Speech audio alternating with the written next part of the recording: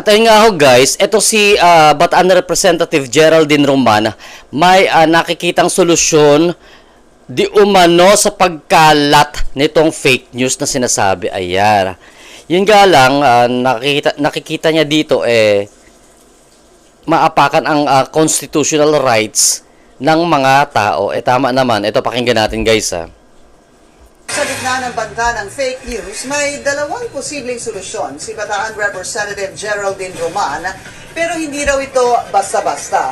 May usapin kasi ng karapatan at ng tiwala. Ang detalye sa Agenda Report ni Zandro Ochona.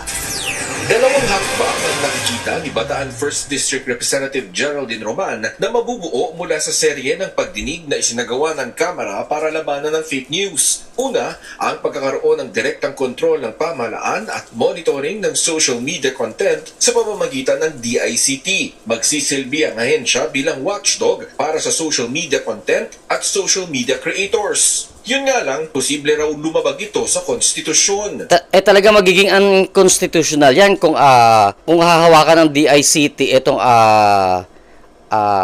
pamamaraan na ito ng pagpapahayag. Kasi nakalagay nga sa 1987 Philippine Constitution na we have the freedom of speech and expression.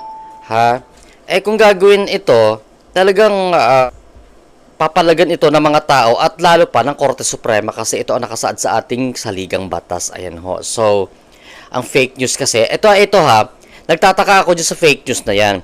Bakit namomroblema sila sa fake news na yan? Kasi kung tutuusin, may batas na ho tayo na umiiral. Yan ho ay yung cyber libel. Ayan, anti-cyber libel law.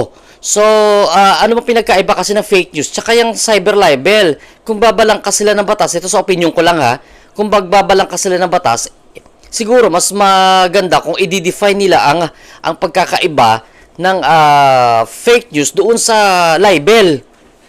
Kasi 'di ba kapag hindi ka nagsasabi ng katotohanan at pinaratangan mo ibang tao na ito gumawa siya ng ganito, ito si ganito na ganyan, ito si ganyan, ganito ang ginawa na hindi naman totoo, 'di ba fake news 'yun?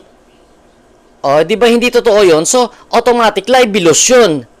So pagdating sa mga ganyang kasinungalingan at hindi katotohanan na pagpapahayag ng mga ibang tao sa paligid natin, that is libelous. May umiiral na nga tayong batas pagdating diyan sa ganyang klase ng sistema ng kasinungalingan sa ilalim ng anti-cyber crime law.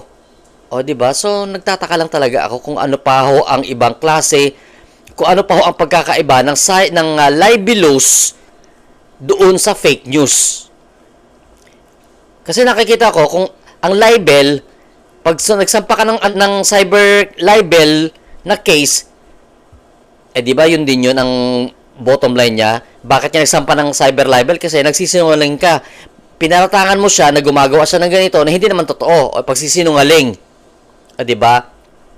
Kapag ito ay ginawa mo, ipinost mo sa any social media platforms, cyber libel. Pero kung sa mga dyaryo ho yan ay tinatawag na libel. Magkaiba ho kasi ang printed materials doon sa electronics. Ayan So ano pa ho ang pagkakaiba? Yun ang pinagtataka ko talaga. So dapat talaga, tama yung sinabi nung ibang vlogger dyan, si Cruz ata yun, nung during hearing dyan sa mababang kapulungan, na dapat ma-define muna ang meaning ng fake news. Kasi kung ang fake news is, sa pagkakaintindi ko, fake news, hindi totoo.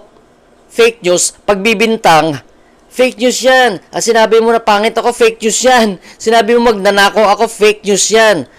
Di doon ka din pupunta sa batas natin na anti-cybercrime law, which is, magsasampa ka ng cyber libel.